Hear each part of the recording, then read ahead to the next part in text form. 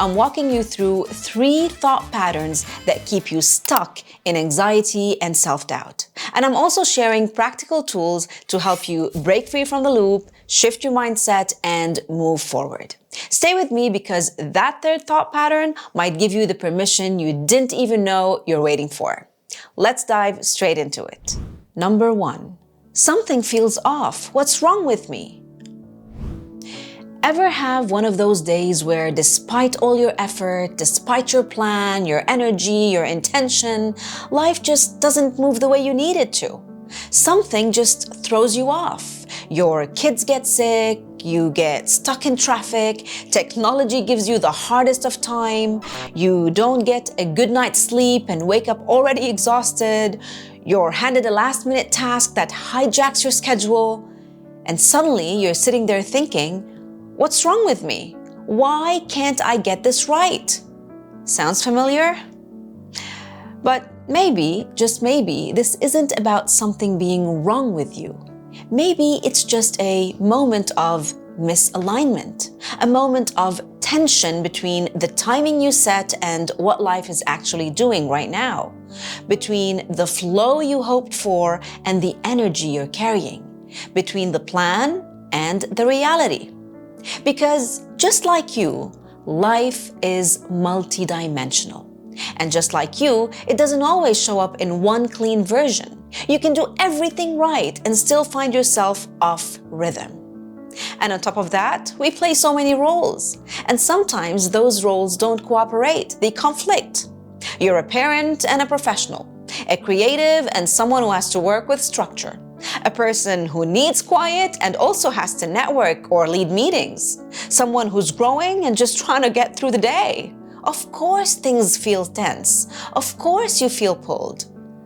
But the moment that tension hits, your brain says, this must be about me. And that's where the spiral begins. It's actually called personalization. It's when we start blaming ourselves for outcomes that have more to do with external circumstances than our identity. And when personalization is paired with our tendency of catastrophizing, the noise gets louder. One messy morning suddenly makes you feel like the whole week sucks. One mistake and it feels like you've lost control. One inconvenience and you think, why God, why? Why is everything against me?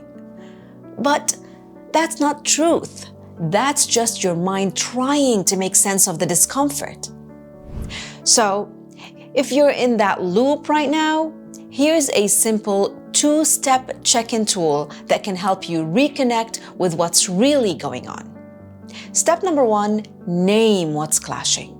Is it a role versus a role? A want versus a need? A plan versus your actual energy?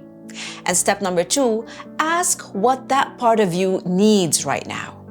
Because maybe you don't need to force more focus. You just need to pause for 20 minutes. You don't need to push through. You just need to admit it's hard and ask for help. You don't need to have to deal with mom's guilt. You just need to plan 30 minutes of presence with your kids and let that be enough. I'm sure a lot of you can relate to that. The point is, you are not the problem. It's not your fault. There's nothing wrong with you. This is just a moment. It's just life, and you're doing your best. You're allowed to meet it as it is, without making it mean something about you. Stop internalizing life as a reflection of who you are. Number 2, I'm not following the plan. I must be falling behind. You know that moment when you stop and think, I had a plan. Why am I so off? This isn't how it was supposed to go.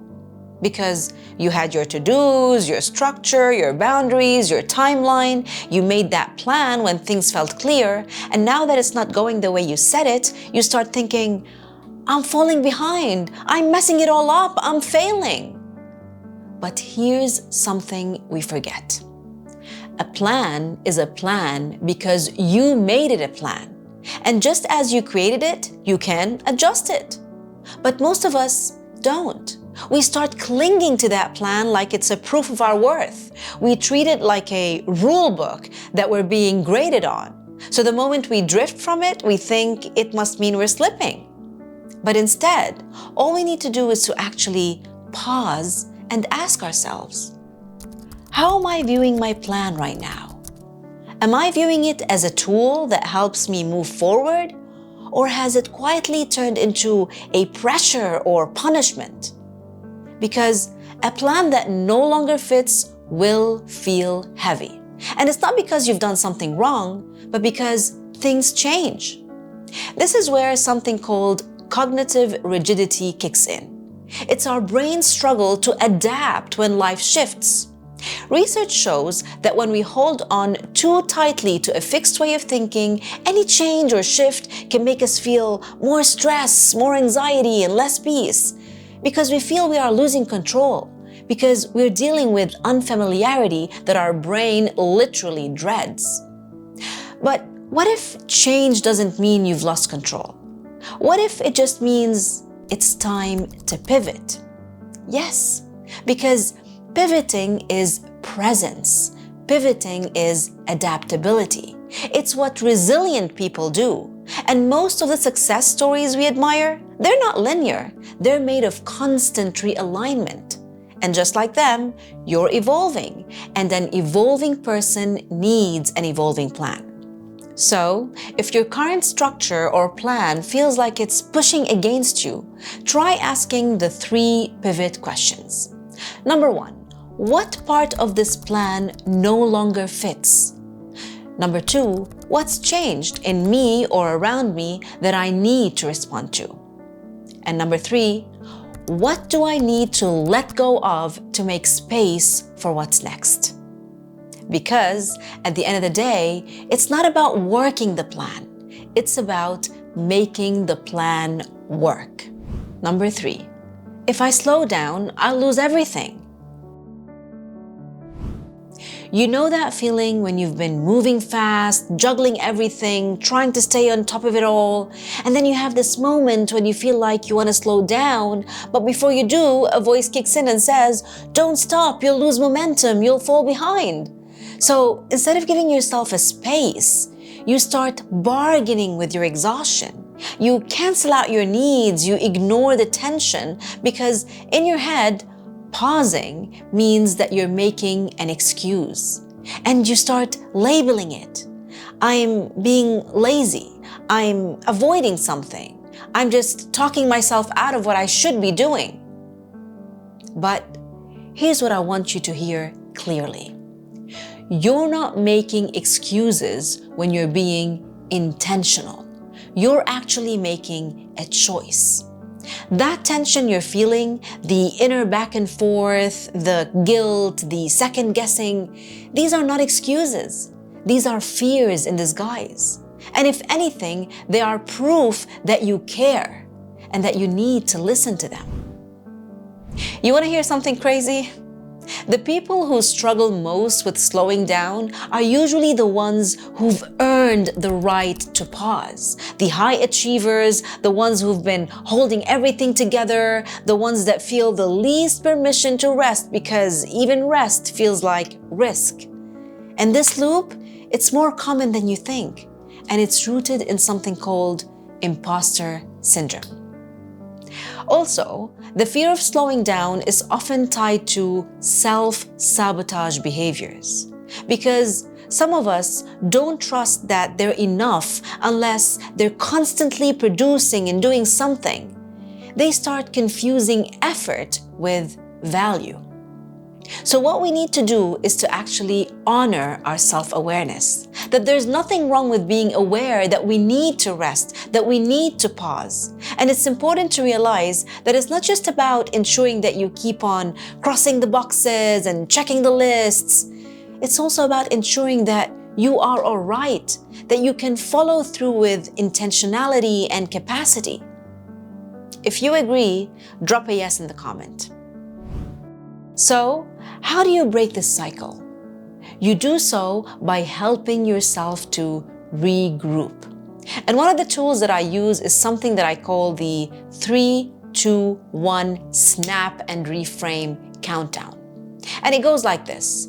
3, name the thoughts on repeat. I'm failing, I'm falling behind, I'm making excuses. Then number 2, Ask yourself, is this true? Is this helpful right now? Number 1, reframe. I'm not falling behind, I am realigning. I'm not avoiding, I'm creating space to move forward. I'm not making excuses, I'm making a choice. 3, 2, 1, snap and reframe. Because slowing down with intention isn't quitting. It's how you regroup and recover without falling apart. And if you don't give yourself space, you'll keep pushing through friction that was never meant to be ignored. Close your eyes for a moment. Think about how it would feel if you simply slowed down, if you moved through life with space and with softness, if you gave yourself that permission to enjoy it. Just sit with that for a second. And when you're ready, open your eyes and say, I give myself permission to slow down because I just did and I like it. These 3 thought patterns aren't signs that something is wrong with you. They're signs that your system is asking for care, for clarity, or just a moment to breathe. You don't have to fight every doubt that comes up, but you do get to decide how you see it and how you reframe it. Let me leave you with this. When things go south while you're heading north and you find yourself at a crossroad, stop and think for a moment. Things might not seem to be in control, but I am in control of how I deal with them because, oh yes, you are. If this video spoke to you, don't forget to show it some love. Like, share, and subscribe. This will help me and also help more people find exactly what they need when they need it. And always remember, you've got this. I'll see you in the next one. Ciao.